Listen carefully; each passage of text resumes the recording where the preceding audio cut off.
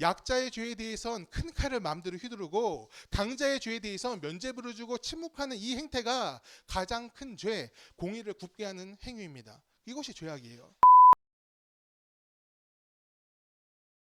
오늘 우리에게 주시는 주의 말씀은 고린도전서 13장 1절에서 13절의 말씀입니다.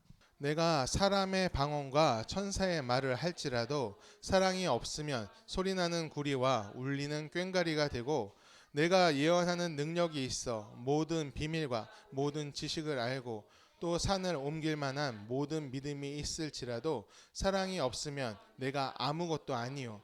내가 내게 있는 모든 것으로 구제하고 또 내 몸을 불살하게 내줄지라도 사랑이 없으면 내게 아무 유익이 없느니라.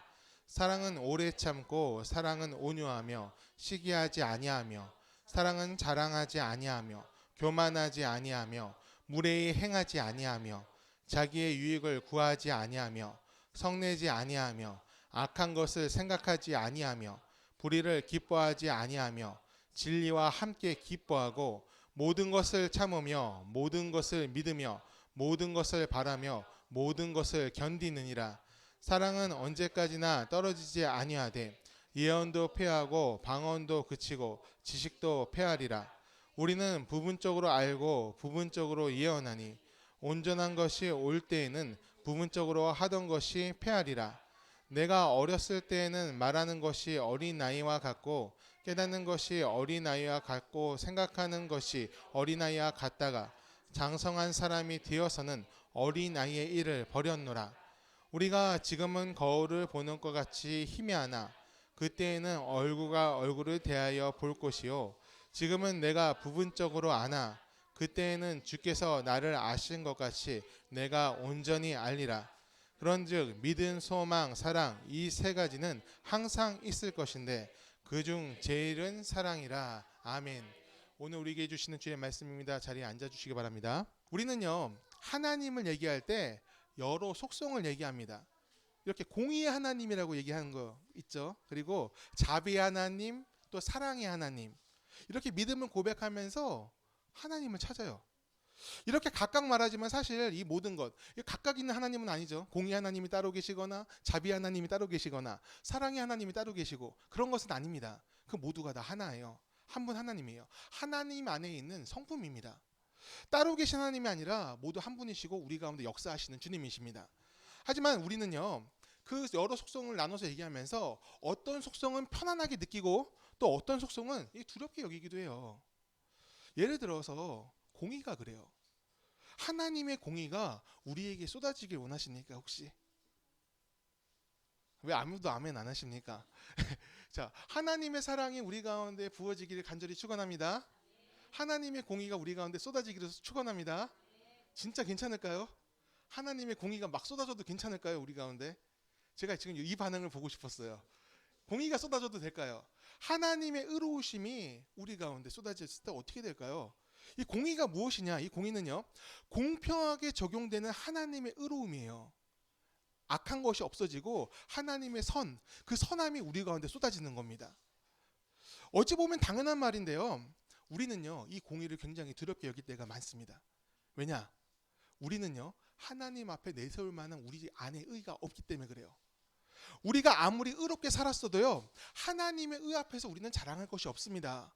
이수신 장군이 와도요, 그리고 마더 테레사가 와도 하나님 앞에서는 죄인일 뿐이에요. 하나님의 기준에는 미치지 못합니다. 여러분, 여기까지는요, 어디선가 많이 들어보신 이야기일 겁니다. 그렇지 않습니까? 우리의 의는 보잘것없고 하나님 앞에 섰을 때 우리는 죄인일 수밖에 없다. 우리가 이거는 성경 공부할 때도 많이 들었고, 그리고 우리가 신앙생활 하면서 설교로서 많이 접했던 말이에요. 죄가 조금이라도 있다면 하나님과 함께할 수 없다. 우리에겐 의가 없고 오직 은혜로만 하나님께로 우리가 다가갈 수 있다. 하나님이 우리를 의롭다 말씀해 주셔야 우리가 의로워진다. 이신칭이라는 교리잖아요. 다 들어보신 말씀이에요. 다 배웠습니다. 그런데요, 이 의로움, 은혜로 얻는 의를 강조하다 보니까 문제가 생겼어요. 우리가 의에 이를 수 없다고, 하나님의 의에 이를 수 없다고 너무 강조한 나머지 아예 의로움을 구하지 않는 기독교인들이 너무 많아져 버렸어요. 하나님의 공의를 따르는 삶, 그 의를 이루는 것에 대해서 관심이 없습니다. 은혜로 구원을 얻은 것은 맞지만 하나님을 믿는 사람에게 공의, 이 공의는요 빼놓을 수 없는 거예요. 굉장히 중요한 것입니다. 우리 하나님께서 공의를 선으로 여기시기 때문에 그래요. 아모스 5장 24절 말씀 우리 함께 읽어보겠습니다.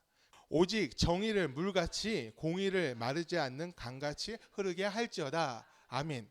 선지자 아모스, 이 사람은요 남유다 사람이에요.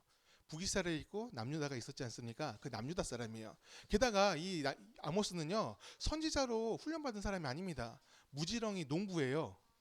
그런데 이런 사람이 이 아모스가 선지자가 되어서 남유다에서 자기가 터전으로 삼고 있던 그 땅에서 활동한 것이 아니라 북이스라엘로 보냄을 받습니다.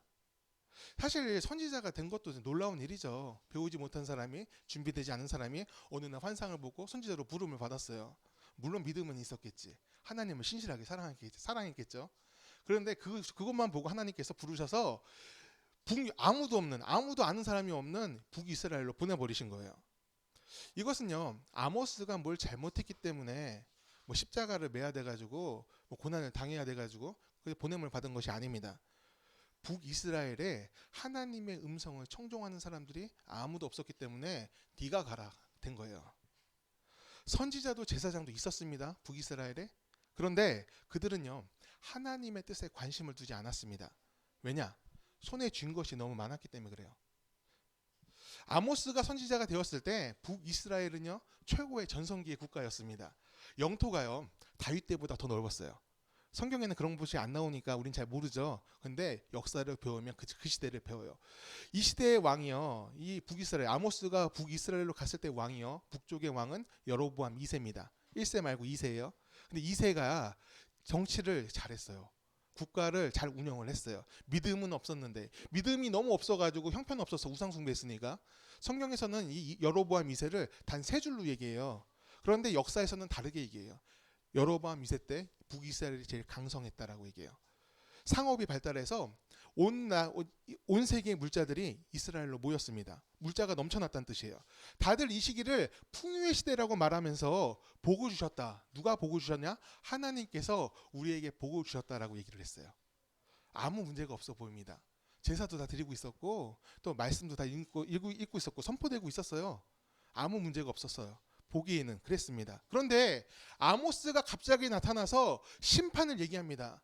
북이스라엘이여 이대로 가면 여러분들은 심판받습니다. 하나님의 진노가 여러분한테 임할 것입니다. 이러니까 거부당하는 거예요. 아무 문제 없어 보이는데 성전도 화려하고 제사도 잘 지내고 있고 말씀도 읽고 있고 선포되고 있고 아무 문제 없어 보이는데 이게 무슨 소리야. 그러니까 북이스라엘의 그 제사장이 아모스의 뺨을 때리고 막 그런 일이 벌어지는 겁니다. 근데요 이렇게 다들 아무 이상이 없다고 말하면서 아모스를 핍박했지만 하나님이 보실 때는 좀 달랐습니다. 그 화려함, 그 풍요로움 뒤의 모습을 보셨어요. 사회적으로 그 시대는요 굉장히 빈부의 격차가 컸던 시대입니다. 높은 고리대를 써서 많은 사람들이 빈민층으로 전락하고 있었습니다. 빚진 자를요 양산하면서 노예로 만들고 있었어요. 땅을 빼앗았고 아내를 빼앗았고 또 자녀를 빼앗았습니다. 여러분 율법에 따르면요 노예도 희년이 되면 해방시켜줘야 됩니다. 그리고 동족을요 노예로 삼으면 돼요 안 돼요? 같은 민족끼리는 노예로 삼지 말라고 그랬어요. 그런데 이 시대에는 그것이 전부 다 무시되고 있었어요.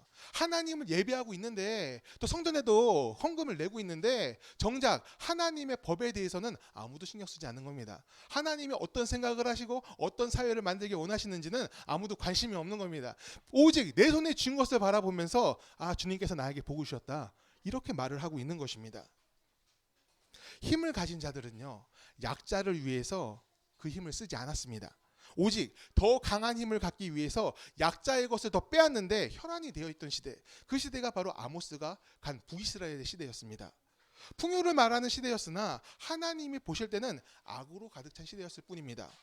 그 땅에 선지자들이 나타나질 않으니 하나님의 뜻을 받으려고 하지 않으니까 오히려 타락하여서 그 악에 동참해 버리니까 하나님께서 남유다의 아모스를 불러서 북이스라엘로 보낼 수밖에 없던 것입니다.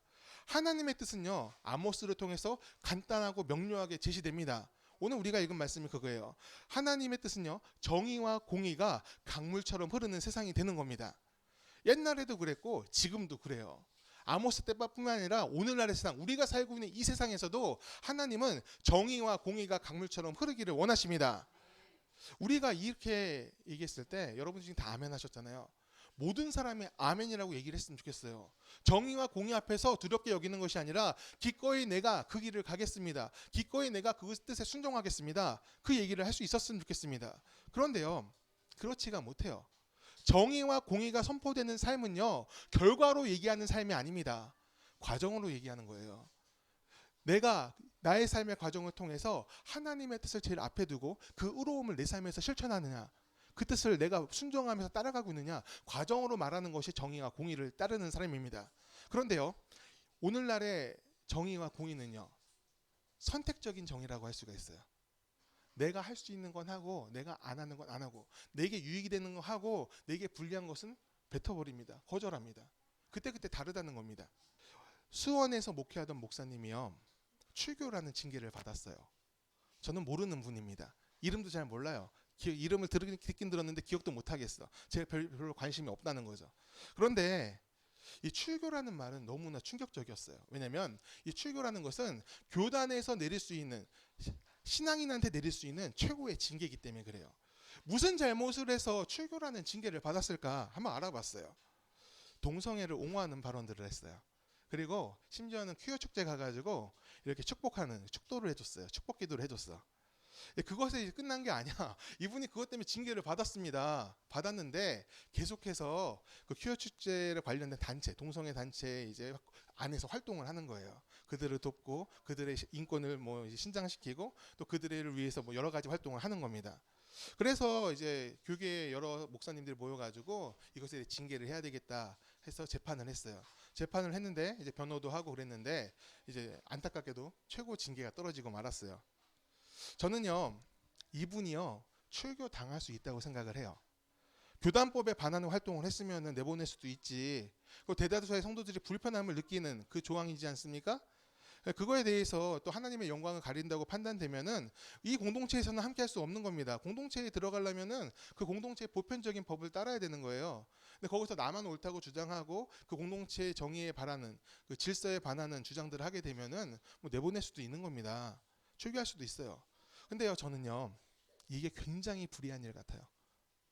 이 일을 접하면서 너무나 고통스러웠습니다. 왜냐하면 공평하지 않아서 그래요. 공의가 뭡니까? 공평하게 적용되는 하나님의 의로움이에요. 모든 사람한테 구별 없이 적용되는 하나님의 의로움이에요. 근데 제가 불편한 이유는 출교 당해서가 아니라 그것이 너무나 선택적으로 적용됐기 때문에 그렇습니다. 15년 전에 유명한 부흥사가 성추행 사건을 저질렀습니다. 피해자가 너무 많아요. 그 진술도 일관됩니다. 누가 들어도 사건이 있었음을 짐작할 수가 있어요. 그런데요, 사회법으로는 처벌할 수가 없었습니다. 공소시효가 지났어요. 3년이 지나버려가지고 이게 처벌할 수 없다. 그래서 불기소가 됐습니다. 근데 왜 그랬냐? 이분들이 너무 당황스러워서 아무한테도 얘기를 못한 겁니다. 영적 지도자, 믿었던 사람이 자신한테 그런 짓을 저질렀는데 너무 당황스러워서 아무한테도 말 못하고 스스로 고통을 사기면서 시간을 보냈던 것입니다. 하지만 그래도요, 교회법에 호소하기로 했어요. 믿는 사람들이니까. 교회에서라면 우리의 억울함을 풀어줄 수 있겠지. 교회법에 호소를 했습니다. 억울한 눈물을 닦아달라고 호소를 했어요. 그런데 재판국에서요, 이 일을 어떻게 처리했냐? 증거 불충분으로 무죄를 선고해줬어요. 훗날 15년 전이라고 했으니까 시간이 많이 지났죠. 훗날 재판이었던 분이 이런 얘기를 해요. 그때 분명히 문제는 있었던 것 같다. 그런데 우리는 교회를 위해서 그랬노라. 이렇게 얘기를 해요. 그 목사님이 교회를 위해서, 그 부흥사가 교회를 위해서 여러 가지 일을 했었고, 또 징계를 떨어뜨렸을 때, 징계를 이제 줬을 때, 그 교회가 힘들어질 테니까 교회를 지키기 위해서 이 죄를 덮었다. 이런 식으로 얘기를 했습니다. 사실 이건 말도 안 되는 변명이죠. 악을 덮고 어떻게 하나님의 공의를 이뤘다고 얘기합니까? 재판은 의를 이루는 거잖아요. 근데 그거에 대해서 침묵해버리는 건 비겁한 것이죠. 교회를 위한다는 게 아니라 교회를 망치고 있던 것입니다. 왜냐하면 하나님의 공의가 거기에 없으니까. 잘못된 선택을 한 거예요. 저는 이 사건을 보면서 뭘 느꼈냐면은, 만일에 그 동성애를 옹호했던 그 목사님이 대형교회 목사였으면 어땠을까? 수백 명, 수천 명의 담임 목사였으면 어땠을까? 그렇게 쉽게 출교라는 것을 처분할 수 있었을까? 그리고 반대로 이 성추행을 저질렀던 그 부흥사가 대형교회 목사가 아니었으면 어땠을까? 쉽게 출교를 내리지 않았을까요? 그런 비겁함을 여기서 봅니다. 아무리 영향력이 크고 또 큰 교회를 담임하고 있어도 죄를 저질렀을 때 면죄부를 주면 안 됩니다. 치리는 정확하게 이루어져야 돼요. 동성애자들을 지지한 목사를 출교시킨 후에 어느 목사님이요 자랑하듯이 이렇게 얘기를 해요. 우리는 악인을 몰아내고 교회의 순수성을 지켰다. 이런 얘기를 해요. 저는요 이 소리 들으면서 너무 마음이 갑갑했어요. 왜냐하면 이건 승리가 아니기 때문에 그래요. 아픔이고 교회의 치부가 되는 겁니다. 약자의 죄에 대해선 큰 칼을 마음대로 휘두르고 강자의 죄에 대해선 면죄부를 주고 침묵하는 이 행태가 가장 큰 죄, 공의를 굽게 하는 행위입니다. 이것이 죄악이에요. 악행을 모른 척하고 죄라고 외치지 않는 북이스라엘의 선지자들 때문에 아모스가 수고롭게 북이스라엘까지 갔습니다. 우리가 오늘날을 살면서 진짜 공의를 굽게 하는 악에 대해서 침묵하고 분별하지 못한다면 우리가 내려야 되는, 우리가 취해야 되는 행동을 대신하기 위해서 하나님께서 다른 사람을 보내실 수도 있어요. 우리의 존재를 하나님께서 무시하실 수도 있다는 거예요. 여러분, 교회는요 세상하고 달라야 됩니다. 여러분 맞습니까? 세상하고 같으면은 세상의 법이 교회에 들어와서 세상의 규칙 또 그 만몬이 교회에 들어와 있어서 이 교회가 세상하고 비슷하면은 교회의 존재의 이유가 없는 거예요. 교회는요 사람을 사랑해야 돼요. 왜 사랑해야 돼요? 예수님이 사람을 사랑했으니까. 사람을 도구로 보고 이용하는 일이 교회에서 생겨서는 안 됩니다. 뜻이 다르다고 미워하고 내쫓아서도 안 됩니다. 모두가 다르지만 모두가 예수님 때문에 하나가 될 수 있는 곳, 그것이 바로 교회예요. 그런데 제가 이곳저곳 다녀보니까 그런 교회가 사실 많지가 않아요. 룰을 얘기하고 질서를 얘기하고 권위를 얘기하면서 뭐라 하고 이상한 소리가 너무 많아요. 그리고 튀어나온 못이 맞는다고 조금 다른 소리를 내면은 항의하는 소리를 내거나 질서에 조금 어긋나는 행동들을 하면은 사람이 그러면 안 된다고 얘기하고 믿음이 없다고 얘기하고 그런 일이 있습니다. 그러다가 지도 영향력 있는 사람이 잘못을 저질렀을 때는 이런 얘기를 해요. 사람이니까 그렇다. 죄인이니까 그렇다. 죄인들의 모임이니까 교회는 원래 그런 거야. 이런 식으로 얘기하는 경우가 있습니다. 옳지 않은 말입니다. 죄를 자각한다면 나 자신의 부족함을 느낀다면 그 반대편으로 가기 위해 노력을 해야 돼요. 내가 하나님으로부터 멀어지고 있다면 하나님 쪽으로 방향을 바꿔야 되는 거예요. 그게 공의를 따르는 삶입니다. 그리고 그 방향을 바꾸는 행동을 우리는 회개라고 불러요. 그런데 저는요 이렇게 설교를 하면서도 또 여러분도 알겠지만 제 목회관이 굉장히 그 공의 쪽에 치우쳐 있죠. 굉장히. 그래서 걱정되는 게 하나 있어요. 뭐냐? 이런 생각이 제 안에 가득하다 보니까 제가 너무나 날선 칼 같은 느낌이 들 때가 있습니다.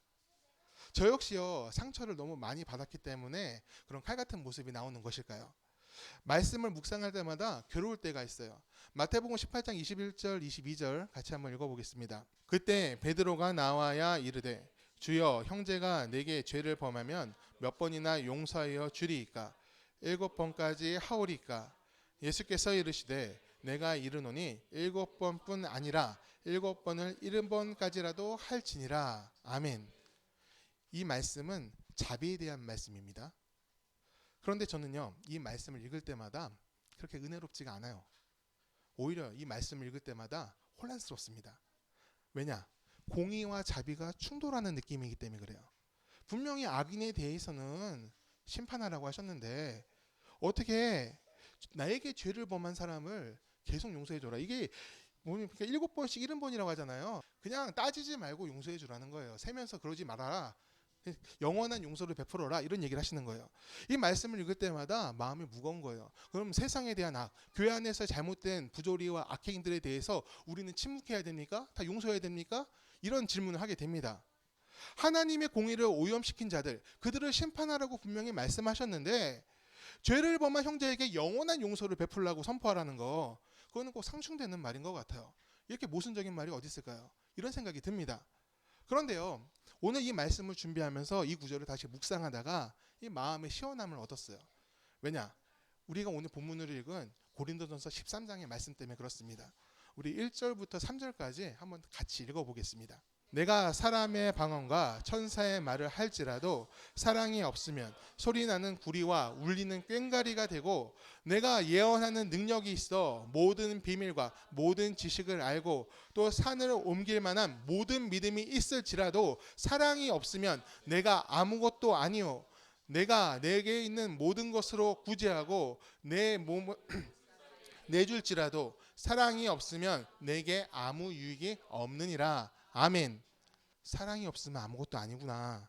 사랑이 없으면 아무것도 할 수 없는 것이구나. 사랑이 있어야 공의를 실천하든 구제를 베풀든 용서를 하든 자비를 베풀든 할 수 있는 것이구나. 사랑이 모든 것의 시작이다. 그것을 다시 한번 마음속에 느끼기 시작했어요. 사람들은요, 자비의 출발이 사랑이라고 다 알고 있습니다. 그렇지 않습니까? 예, 그래요. 따뜻하고 관대한 것이 사랑이다. 그것을 경험적으로 알고 있어요. 그런데요, 공의요. 이 공의 역시 그 심판의 칼 같은 그 공의 역시 사랑에서 출발해요. 많은 사람들이 공의를요, 분노에서 출발한다고 생각을 합니다. 세상의 타락의 분노에서 하나님의 심판을 퍼붓는 것이다. 내리는 것이다. 두들겨 패서라도 돌아오게 하려고 분노로서 심판을 하시는 것이다. 이렇게 생각하는 사람들이 많이 있습니다. 맞아요. 그런 면이 있어요.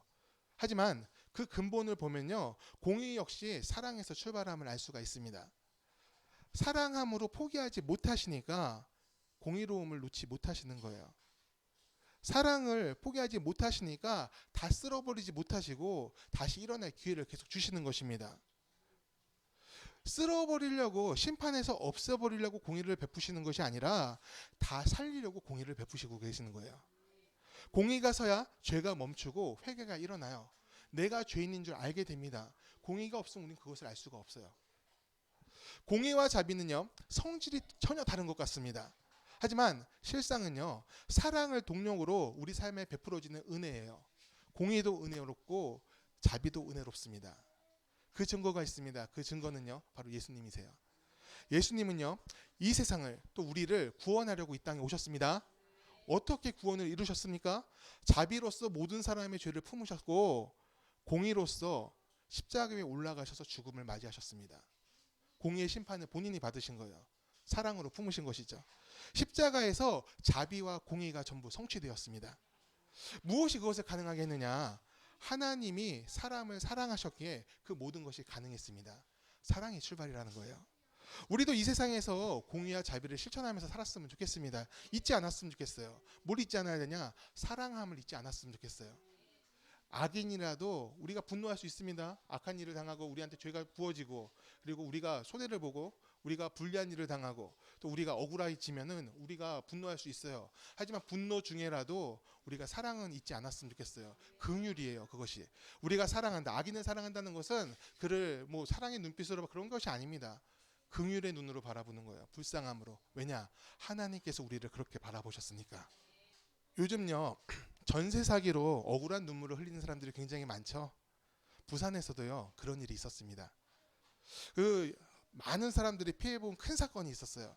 근데 그 재판의 판사가 박주영이라는 분이 맡았습니다. 이 판사님이 이 재판을 했는데 대개 이제 구형이 떨어지면은 그 구형보다 적은 형량으로 선고를 합니다. 그렇죠? 한 20년 떨어지면은 뭐 15년, 10년 이렇게 낮춰서 선고를 하죠. 검사는 세게 때리고 판사는 좀 깎아주고 이게 보통인데 이 사건에는요 좀 달랐습니다. 이 판사가, 이 박주영 판사님이 그 죄인들의 행위가, 사기꾼들의 행위가 악하다고 보셨는지 악질적이고 고의적이라고 결론을 내린 것 같아요. 그래서 검사는 12년을 내렸는데 구형을 했는데 이 판사님은 15년을 내렸어요. 3년을 더 때렸어요. 그러면서 이제 그것을 마무리 짓고 나가려고 그러는데 잠시만요. 제가요 조금 더 할 말이 있습니다. 판사가 그렇게 얘기를 하는 거예요. 근데 이 말은요 피의자를 향해서 한 말이 아니라 피해자를 향해서 한 말입니다. 이 자리에 이 사건과 관련된 분들이 있으신 줄 알고 있습니다. 그리고 여러분들의 나이는 대부분 20대에서 30대로 알고 있습니다. 험난한 세상에서 무한 책임을 져야 하는 기성세대로서 비통한 심정으로 여러분의 사연을 읽고 또 읽었습니다. 여러분, 하지만 여러분들의 잘못이 아닙니다. 여러분들을 원망하지 말고 자책하지도 마십시오. 탐욕을 적절히 제어하지 못하는 이 부조리한 사회 시스템이 여러분 같은 선량한 피해자를 만든 것이지 여러분이 무언가 부족해서 이렇게 피해를 본 것이 아니라는 것을 기억해 주십시오. 여러분 힘내십시오. 다시 일어설 수 있습니다. 포기하지 마세요. 이렇게 얘기를 했다고 그래요. 이 말이 끝나니까 여기저기서 울음이 터져 나왔어요. 피해자들이겠죠? 왜 울었을까요?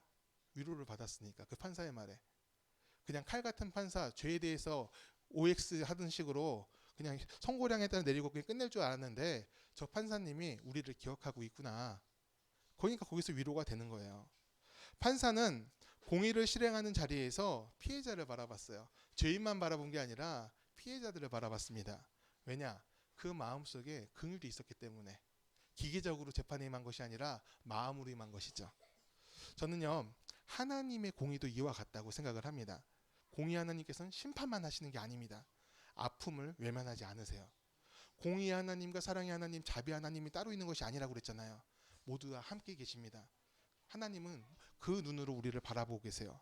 괴로움과 슬픔, 절망과 절규를 주님께서 다 보고 계세요. 그리고 억울한 눈물을 닦아주시고 죄악에 있는 그 대가를 물으실 것입니다. 피해 입은 사람들, 가슴이 아픈 사람들, 눈물 흘리는 사람들, 그 사람들과 함께 하십니다. 다시 일으키시려고 주님께서 은혜의 시간을 시작하실 것이라 믿습니다.